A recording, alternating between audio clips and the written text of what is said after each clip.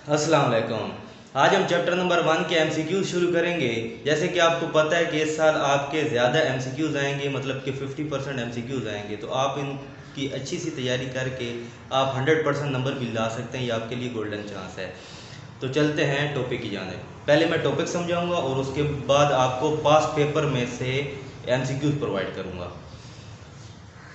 Chapter number 1 का पहले topic है नंबर सिस्टम। नंबर सिस्टम में सबसे पहले आते हैं नेचुरल नंबर। नेचुरल नंबर वो नंबर होते हैं जिनको n से डिनोट करते हैं और ये 1 से शुरू होते हैं। 1 2 3 ये 1 से शुरू होते हैं। उसके बाद आ जाता है होल नंबर। होल नंबर को w से डिनोट करते हैं और ये 0 से शुरू होते हैं। इसके बाद आ जाता है इंटीजर। इंटीजर को z से डिनोट करते हैं और ये प्लस माइनस वाले नंबर होते हैं, मतलब प्लस वाले भी होते हैं इसमें शामिल और माइनस वाले भी होते हैं। इसके बाद आ जाता है इवन नंबर। इवन नंबर वो नंबर होते हैं जो 2 के टेबल में आते हैं, जैसे 2 4 6 ये सारा 2 का टेबल है तो ये इवन नंबर कहलाएगा।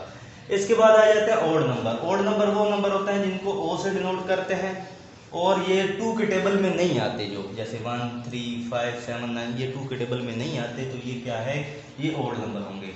इसके बाद आ गया प्राइम नंबर। प्राइम नंबर को पी से डिनोट किया जाता है और इसमें वो नंबर होते हैं जो सिर्फ अपने टेबल में आते हैं। ये 2 से शुरू होते हैं, 1 प्राइम नहीं होता, क्योंकि 1 का जो फैक्टर होता है वो खुद 1 नहीं होता है। तो इनके 2 फैक्टर होते हैं, एक 1 भी होता है और ये खुद होते हैं, मतलब 2 1 2।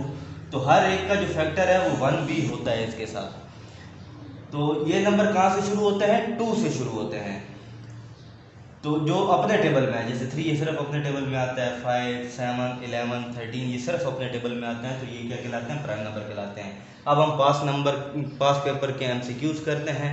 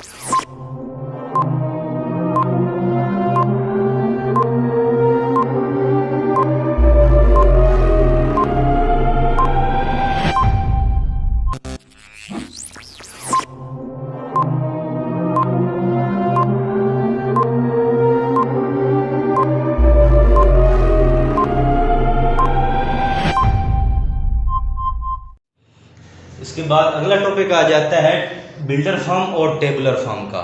अब बिल्डर फॉर्म क्या होती है, जैसे आप मिसाल के तौर पर ये एक सेट है U, ये लिखा हुआ है x such that x belong to natural number for all. ये उल्टा ए का मतलब है फॉर ऑल, मतलब x की तमाम वैल्यू 10 और 10 से छोटी है। x सच दैट x, इसका मतलब है कि इसके अंदर ऐसे नंबर हैं जो नेचुरल नंबर है। अब नेचुरल नंबर कहाँ से शुरू होते हैं, इसको टेबुलर फॉर्म में हमने चेंज करना है, ये बिल्डर फॉर्म है। नेचुरल नंबर जो शुरू होते हैं वो 1 से शुरू होते हैं, 1 2 3 ये यहाँ से। अब ये कहाँ तक है, ये x जो है वो लेस देन है, ये x क्या है, लेस देन है 10 से, और इस लाइन का मतलब है 10 भी इसके अंदर शामिल है, तो यहाँ पर क्या लिखेंगे, 10 लिख देंगे। समझ आ गई। अगर मिसाल के तौर पर यहाँ पर ये लाइन ना होती, अगर ये लाइन ना होती तो फिर 10 से छोटे लिखते, मतलब के 9 तक लिखते। समझ आई। अब क्योंकि ये लाइन है तो इसलिए हम क्या करेंगे, इसको 10 तक लिखेंगे। अगर ये नेचुरल नंबर है तो 1 से शुरू होंगे, अगर ये W लिखा हो, होल नंबर हो, तो वो 0 से शुरू होंगे। सही है। और अगर इवन हो तो अब आपने सिर्फ इवन नंबर लिखना है 10 तक, इवन नंबर मैंने पहले बता दिया 2 4 5, 2 4 और 6 7, ये 2 का टेबल होगा ना, तो वो क्या कहलाएगा, इवन नंबर कहलाएगा। इसके बाद जो ऑड नंबर होंगे जो 2 के टेबल में नहीं आते, 1 3 5 7 9, ये आपके पास क्या होंगे, ऑड नंबर होंगे अगर यहाँ पर ओ लिखा हो। तो आपने उसी नंबर सिस्टम के हिसाब से इसको सोल्व करना है। अब इसके बाद अगर ये दिया हो ए सेट है x such that x belong to z positive. अब z पॉजिटिव क्या होता है, z पॉजिटिव वही नेचुरल नंबर ही होते हैं, क्योंकि नेचुरल नंबर देखें 1 2 ये 3 ये सारे नेचुरल नंबर होते हैं। तो इनको हम क्या कहते हैं, z पॉजिटिव भी कहते हैं, पॉजिटिव इंटीजर भी कहते हैं। फॉर ऑल अगर ये लिखो x लेस देन 10 तो आप क्या करोगे, यहाँ पर लिखोगे 1 2, क्योंकि z पॉजिटिव क्या होता है, वो नेचुरल नंबर ही होते हैं, वो 1 से शुरू होते हैं और ये कहाँ तक जाएंगे, 10 से छोटे हैं, क्योंकि लाइन नहीं लगी हुई, तो हम यहाँ पर इसको क्या करेंगे 9 तक इसको लिखेंगे। इससे अगला टॉपिक क्या, पावर सेट का। पावर सेट क्या होता है, जैसे मिसाल के तौर पर एक सेट ए है, अब इसके अंदर नंबर है ए बी सी, ये आपके पास कोई 3 एलिमेंट है। अब इसका पूछा हुआ है कि इसके पावर सेट बताओ कितने होंगे, ठीक है, इसके पावर सेट बताओ कितने होंगे। तो हम पहले तो ये अंदाज़ा लगाएंगे कि ये कितने पावर सेट बनेंगे। वो कैसे अंदाज़ा लगाएंगे कि यहाँ पर 2 की पावर लिखेंगे, इसके अंदर कितने एलिमेंट है 3, तो 2 की पावर 3 लिख देंगे। अगर इसके अंदर 5 एलिमेंट हो तो 2 की पावर 5 लिखना, 2 ही है, 2 के अलावा कुछ नहीं लिखना। तो आपने यहाँ पर क्या लिखा, 3 नंबर है तो आपने 2 की पावर 3 लिखनी है, 4 नंबर हो तो 2 की पावर 4 लिखनी है। 2 की पावर 3 क्या होती है, 2 मल्टीप्लाई बाई 2, ये आपके पास क्या बन जाएगा, 8 बन जाएंगे। तो इसके कितने पावर सेट बनेंगे, 8। अब 8 किस तरह बनेंगे, अब मिसाल के तौर पर ये 3 समझ लो कि भाई हैं और ये घर में है, एक सेट में है, तो एक चांस ये है कि सारा घर खाली हो जाए, और एक चांस ये है कि इसके अंदर सिर्फ ए रहे, दूसरा चांस ये है कि इसके अंदर सिर्फ बी रहे, तीसरा चांस ये है इसके अंदर सिर्फ सी रहे, या फिर ए और बी मिलकर रहें, या फिर ए और सी मिलकर रहें, या फिर बी और सी मिलकर रहें, या फिर तीनों इकट्ठे रहें। आखिर में सारे लिखते हैं। अब ये कितने बन गए, 1 2 3 4 5 6 7 8 बन जाएंगे, ठीक है। तो अगर ये 5 नंबर का सवाल आता है तो आपको क्या करना है कि आपने तो इसको सोल्व करना है।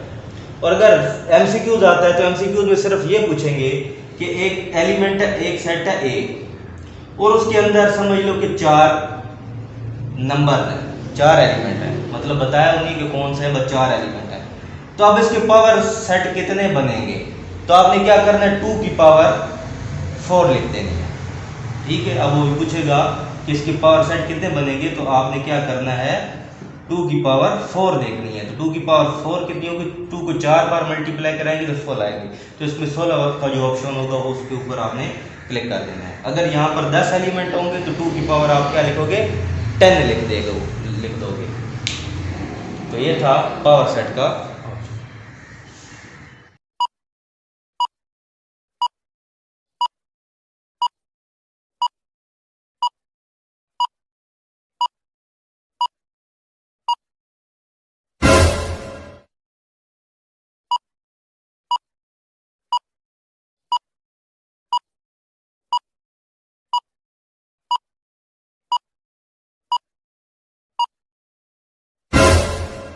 अब इसका अगला टॉपिक क्या है, यूनियन इंटरसेक्शन कॉम्प्लीमेंट का। देखिए आप पहले आपको ये यूनिवर्सल सेट दिया गया है 1 से लेकर 10 तक, और ये दोनों इसके क्या है, सबसेट हैं। अब सबसेट क्या होता है, जो इसमें से ही लिया गया, मतलब ये जो ए सेट है ये उसी का हिस्सा है, उसी का छोटा, वो बड़ा सेट है ये छोटा सेट है, तो ये उसका सबसेट है। इसी तरह बी भी इसका सबसेट है। तो यूनिवर्सल सेट के बाकी जितने भी सेट होते हैं वो सबसेट होते हैं। अब आपको सवाल ये दिया गया कि ए डेल्टा आप बी निकालो। अगर आपके पास ये एमसीक्यूज आ जाता है कि ए डेल्टा बी निकालो, तो आपने किस तरह करना है, इन दोनों में से देखना है कोई सेम तो नहीं है। अब ये 6 भी सेम है, 7 भी सेम है, 6 और 7 आप काट दोगे और जो दोनों में बच जाएगा वो लिखोगे, लेकिन अरेंज करके, जैसे 1 पहले है, फिर 2 आएगा, 3 आएगा, 4 आएगा, उसके बाद 8 आएगा, 9 आएगा और 10 आएगा। तो डेल्टा में हम क्या करते हैं, जो सेम होता है वो कैंसिल कर देते हैं और जो दोनों में बच जाए उनको अरेंज करके लिख देते हैं। तो ये क्या कहलाता है, ए डेल्टा बी कहलाता है। इसके बाद अगर आपने फाइंड करना है ए माइनस बी, अगर ए माइनस बी फाइंड करना है, अगर ये एमसीक्यूज आ जाता है, तो अब आपने क्या करना है कि जो सेम है वो तो कैंसिल हो जाएंगे, लेकिन जो पहले सेट में बचे, पहले सेट में क्या बचा है 2 और 4, पहले ए है ना, तो ए के सेट में जो बच रहा है आपने सिर्फ वही लिखना है। डेल्टा में क्या करता है, जो दोनों में बचे सेम काट देंगे, जो दोनों में बचे वो अरेंज करके लिख देंगे। लेकिन माइनस में क्या करेंगे, जो पहले सेट में बचेगा सिर्फ वही लिखेंगे, जो दूसरे में बचेगा वो नहीं लिखेंगे। सही है। इसके बाद अगला क्वेश्चन ये आता है ए कंप्लीमेंट का। अब ए कंप्लीमेंट में क्या करना है कि u में से a को माइनस कर देना है। जिसके ऊपर भी कंप्लीमेंट लगो, मिसाल के तौर पर अगर b के ऊपर कंप्लीमेंट लगो तो u में से b माइनस कर देना है। ठीक है, तो जिसके ऊपर भी कंप्लीमेंट लगा उसको u में से माइनस कर देते हैं कि u की वैल्यू 1 से लेकर 10 तक है और a की वैल्यू आपके पास है 2 4 6 7। अब इसमें से ये सारे कैंसिल हो जाएंगे, 2 कैंसिल, 1 बचेगा, 2 जो है वो कैंसिल हो गया, 3 बचेगा, 4 उसमें है वो कैंसिल हो गया, 5 बचेगा, 6 उसमें है कैंसिल हो गया, 7 उसमें है कैंसिल हो गया, 8 बचा, 9 बचा और 10 बचा। जो इसमें बचेंगे हम वही लिखेंगे जो पहले सेट में बचेंगे और वो सारे कैंसिल हो जाएंगे, क्योंकि ये 1 से लेकर 10 तक सारे हैं, उसमें से 2 4 6 कट गया और बाकी ये बच गया। तो डेल्टा में हम क्या करते हैं, जो सेम हो वो काट देते हैं और जो दोनों में बच जाए वो लिख देते हैं। और a माइनस बी में हम क्या करते हैं, सेम काट देते हैं लेकिन जो पहले सेट में बचे वो लिखते हैं। और कंप्लीमेंट में क्या करना होता है कि u में से a माइनस कर देना, जिसके ऊपर ये कंप्लीमेंट लगा और डैश लगी हुई है, इसको कंप्लीमेंट कहते हैं।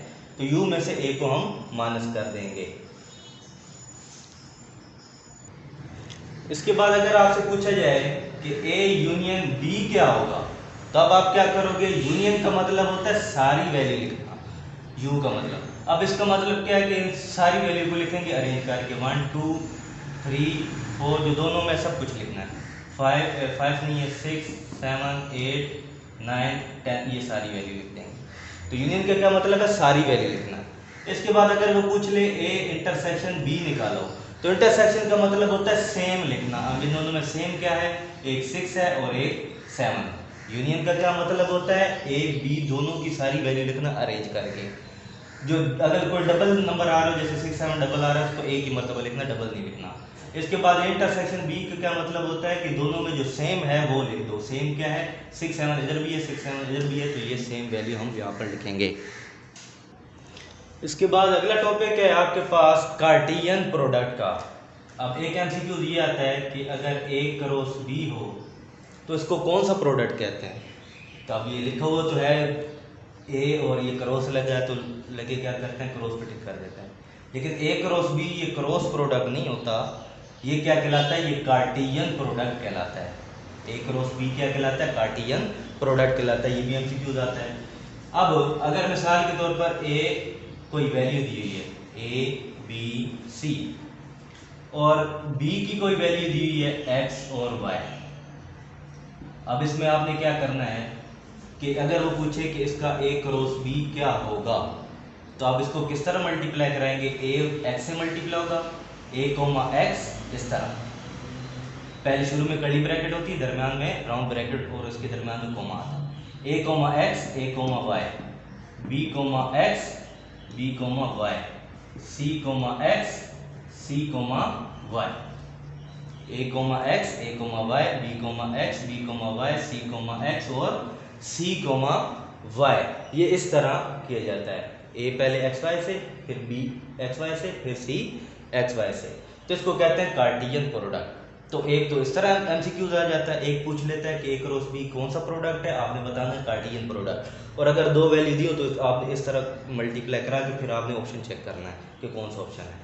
और एक और तरीके से आता है, मिसाल के तौर पर एक आपको ये रिलेशन दिया गया है,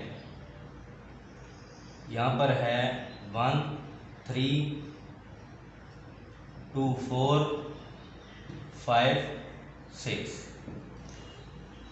अब इसमें वो ये पूछ रहा है कि इसके क्या डोमेन होगी और क्या रेंज होगी। अब डोमेन क्या होंगी, जो कॉमे से पहले वाले होते हैं उनको डोमेन कहते हैं। ये आपको कोई रिलेशन दे दिया गया है और आपसे पूछे हैं कि डोमेन क्या है और इसकी रेंज क्या है? तो डोमेन कौन से होते हैं? जो कॉमे से पहले वाले हो, जैसे 1 हो गया, 2 हो गया और ये 5। अगर कोई डबल वैल्यू आ रही है तो आपने एक ही बार लिखनी है। और रेंज क्या होती है? जो कॉमे के बाद वाली वैल्यू है, जैसे कॉमे के बाद क्या है? 3 4 6, ये आपके पास क्या है? रेंज है। डोमेन कौन से होते हैं? जो कॉमे से पहले वाले होते हैं, 1 2 5। और रेंज कौन से होते हैं? कॉमे के बाद वाले होते हैं, 3 4 और 6। ये भी एमसीक्यू आपका पास पेपर में आया हुआ है, अभी पास पेपर भी आपको प्रोवाइड करेंगे। अच्छा, अब यहाँ पर देखें कि इसके अंदर 3 एलिमेंट थे। कितने एलिमेंट? 3 एलिमेंट। और इसके अंदर कितने एलिमेंट है? कितने एलिमेंट? 2 एलिमेंट। तो अब आप इसके कितने रिलेशन बने? 1 2 3 4 5 6। ये 6 बने हैं रिलेशन इसके। कितने? 1 2 3 4 5 6। क्यों? 3 2 6 होता है। अब आपसे ये पूछ ले कि अगर एक कोई एलिमेंट सेट है, उसके अंदर 3 एलिमेंट है, और बी सेट है, उसके अंदर 2 एलिमेंट है, तो बताओ ए क्रॉस बी में कितने होंगे? तो 3 2 आप क्या कर दोगे? 6 कर दोगे। ठीक है। और अगर मिसाल के तौर पर यहाँ पर भी 3 दे देते हैं, तो आप अब यहाँ पर क्या करोगे? 3 3 9 कर दोगे, फिर 9 बनेंगे। तो इस तरह का भी एमसीक्यूज पेपर में आया हुआ है। और एक एमसीक्यू इस तरह आया था कि अगर एक एलिमेंट ए के सेट के अंदर m एलिमेंट है और बी के अंदर n एलिमेंट है, मतलब ये कुछ भी हो सकता है, 3 हो सकते हैं, 4 हो सकते हैं, कोई भी हो सकते हैं, जनरल तौर पर बताया। तो बताओ a क्रॉस b में कितने होंगे? तो आप क्या करोगे? m मल्टीप्लाई n लिख दोगे। नंबर तो है नहीं जो मल्टीप्लाई कराएं, तो आप सिर्फ ये m मल्टीप्लाई बाय n लिख दोगे। जो भी वैल्यू होगी उन दोनों को मल्टीप्लाई करोगे, और नंबर होगा तो मल्टीप्लाई करके आंसर निकालेंगे। अब एक एमसीक्यूज आपका ये पास्ट पेपर में आया हुआ है कि अगर ये ऑर्डर पेयर, ये x plus 2 comma y minus 3y-6 is equal to 2x comma y, अगर ये दोनों आपस में बराबर हो तो बताओ x की वैल्यू क्या होगी? तो आपने क्या करना है? कोमे से पहले वाला कोमे के पहले वाले के बराबर होता है, x plus 2 equal to 2x। कोमे से पहले वाला किसके बराबर होता है? कोमे के पहले वाले के बराबर होता है। और कोमे के बाद वाला किसके बराबर होता है? कोमे के बाद वाले के बराबर होता है।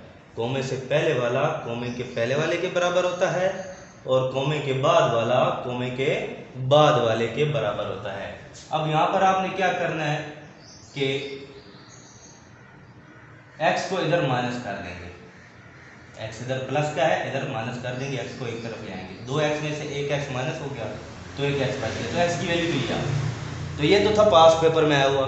अगर मिसाल के तौर पर वो आप चेंज करके ये पूछ ले कि y की वैल्यू क्या होगी, अब y की वैल्यू आप कैसे निकालोगे? y वाले एक तरफ कर दोगे, y इधर आकर माइनस हो जाएगा, उधर प्लस का है, और 6 को इक्वल की दूसरी तरफ लेके जाएंगे तो ये प्लस का हो जाएगा।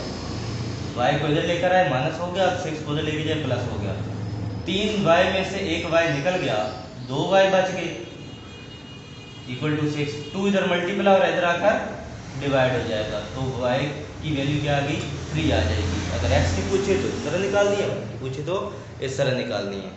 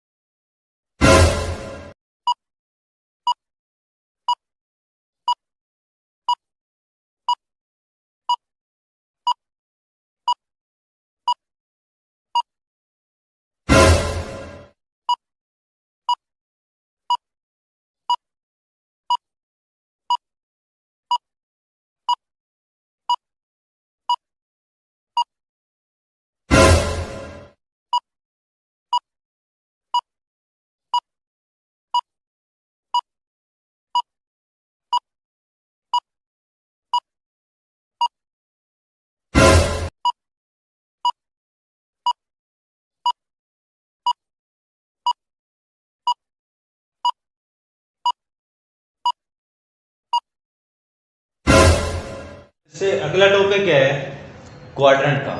क्वाड्रेंट क्या होते हैं? ये होता है एक्स एक्सिस, ये होता है वाई एक्सिस, ये होता है माइनस एक्स, ये होता है माइनस वाई। तो अब इसके चार हिस्से हैं तो इसको क्वाड्रेंट कहा जाता है। क्वाड्रेंट का मतलब होता है चार हिस्सों में। अब यहाँ पर एक हिस्सा, ये पहला क्वाड्रेंट इसको कहते हैं, दूसरा क्वाड्रेंट इसको कहते हैं, तीसरा इसको, चौथा इसको। इसी तरह नाम चेंज नहीं कर सकते, ये पहला, दूसरा, तीसरा, चौथा, एंड के लोग चलना है। इसके अंदर x की वैल्यू पॉजिटिव होती है और y की भी पॉजिटिव होती है। देखें x भी पॉजिटिव है, y भी पॉजिटिव है। पहले x लिखना है फिर y। इसके अंदर x नेगेटिव है और y पॉजिटिव है, और इसके अंदर x नेगेटिव है, y भी नेगेटिव है, तो दोनों इसके अंदर नेगेटिव है।